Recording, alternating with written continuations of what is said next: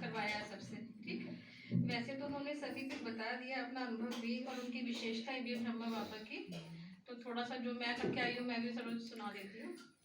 ब्रह्मा बाबा को शिव बाबा ने ऐसा मतलब क्या देखा उनमें जो उनको ही चुना।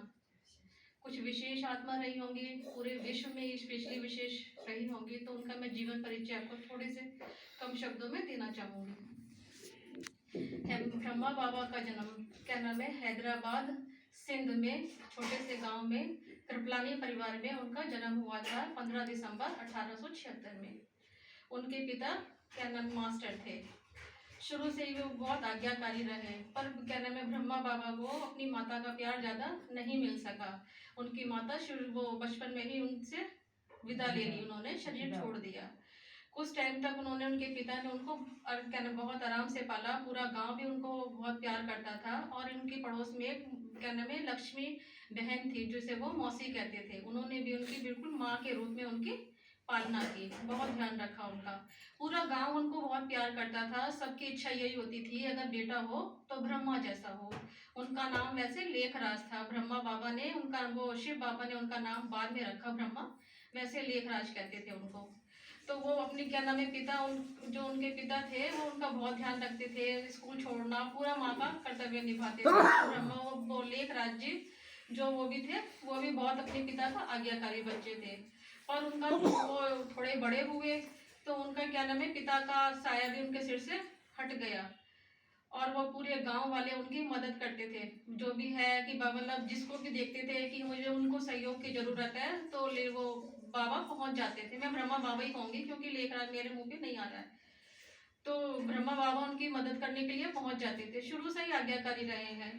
तो कुछ समय बाद जब क्या नाम है पिता का भी सिर से साया छूट गया, माता भी नहीं रही, तो उनके भाइयों ने उनका सहयोग दिया, दुकान पे बिठाया, पढ़ाई वगैरह उनकी छूट चुकी थी। तो वो इतने दयालु थे कि क्या नाम है जब कोई अनाज वगैरह लेने आता था, अनाज की भाई की दुकान थी, तो क्या नाम वो कम पैसे भी होते थे तो कम पैसों में दे देता था। तो वो कहते थे बाबू मेरे पास अब पैसा नहीं है। तो वो इतने दयालु थे, वो कहते थे कोई बात नहीं माई, जब आपके पास पैसा हो तो आप दे देना, पर अभी आपको जरूरत है तो आप ले जाओ।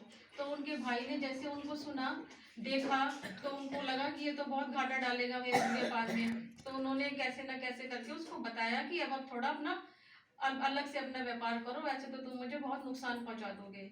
ये सोच के फिर ब्रह्मा बाबा ने फिर वो बॉम्बे गए। हीरे क्या नाम है वहाँ पे हीरे जवाहरात का जो था व्यापार सीखा। मैं कम शब्दों में संक्षिप्त में लूंगी मैं सब चीजें। तो उसके क्या नाम है जैसे जैसे वो बड़े हुए उसमें बहुत माहिर हो गए। उनकी लगन बहुत थी। उनका था कि जो कहना वो करना, पूरे सच्चे से दिल से पूरी ईमानदारी से हर चीज की सीखने की एक लगन थी। और जो इंसान लगन से सीखता है वो परफेक्ट तो उसको बनना ही बनना है। तो उनमें ये विशेषता थी। तो जब इतने माहिर हो गए, जो जो क्या नाम है हीरे वगैरह की परख उनको बहुत अच्छी हो गई थी। तो पीछे जब एक बार दुकान में खड़े थे वो क्या नाम है व्यापारी, वो भी हीरे जवाहरात के थे, वो यशो क्या, तो उन्होंने देखा वो किसी को ग्राहक को वो हार दिखा रहे थे। तो उनको देख के ब्रह्मा बाबा को वो वाला व्यापारी जो क्या नाम है बड़ा पसंद आया। कहते हैं ये बच्चा मेरी बेटी के लिए मतलब योग्य है। उनको अपनी बेटी जिसका नाम यशोदा था, तो क्या नाम है उन्होंने उसके वर के रूप में उनको चुना कि मैं अपनी बेटी की शादी इसी से करूंगा। तो ये करके वो कलकत्ता चले गए हैं, कलकत्ता चले गए ब्रह्मा बाबा। फिर यशोदा मैया की उनसे शादी हो गई। और उनके परिवार में पांच बच्चे हुए। बच्चों को भी ऐसे पालते थे जैसे राजा महाराजा पालते हैं, कभी उनका दिल नहीं दुखाया। 60 साल ऐसे उन्होंने परिवार में अपने बिताए, जीवन वगैरह सब खुश थे उनसे। तो जब 60 साल की उम्र में हो गए तो उन्होंने विशेष साक्षात्कार होने लगे कि अजीब से। पहले तो उनको क्या नाम है विष्णु जी का हुआ कि क्या नाम है ये कौन है, विष्णु जी देखा तो जब आवाज आई तो तत्वम तुम ही हो ये। तो वो थोड़े कंफ्यूज थे, तो उन्होंने गुरु जी के पास गए वो अपने। तो गुरु जी से उन्होंने पूछा कि मुझे ऐसे ऐसे है। तो वो उन्होंने खोला नहीं ये शब्द कि मुझे विष्णु का वो हुआ साक्षात्कार। तो वो समझ गए कि ये गुरु की महिमा नहीं है, किसी और मतलब ये कोई और ही चीज शक्ति है ये। तो ऐसे करके फिर उनको विनाश का साक्षात्कार हुआ। जब विनाश का हुआ तो उनकी आंखों में से आंसू आ गए। वो कहने लगे बस करो प्रभु, मुझसे देखा नहीं जा रहा, इतनी भयानक स्थिति।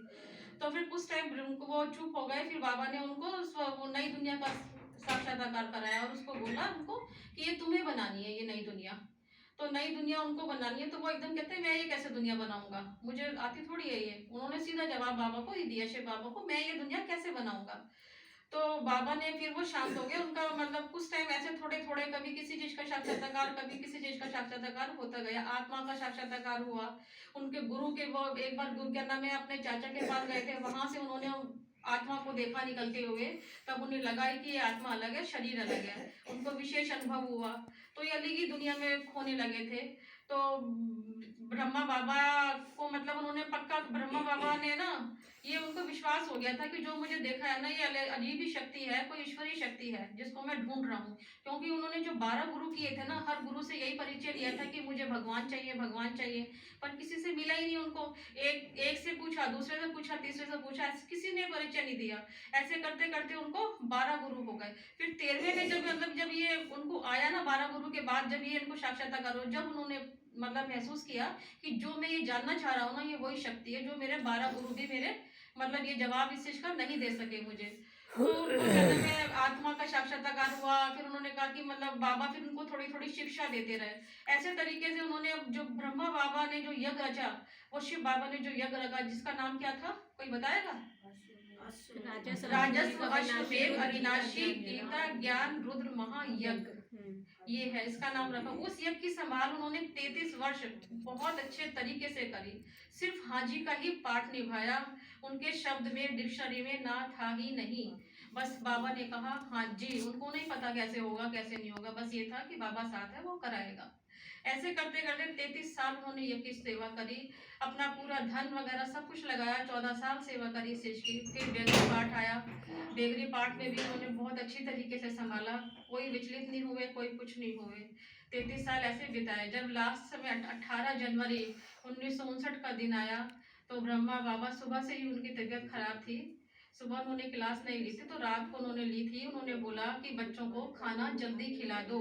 फिर जो रात की क्लास होती है, रात्रि की क्लास ली उन्होंने। फिर जाते हुए उन्होंने फिर भी क्या नाम है, बच्चों को शिक्षा दी। क्या शिक्षा दी थी? 3 शिक्षाएं दी थी उन्होंने। क्या कहा था?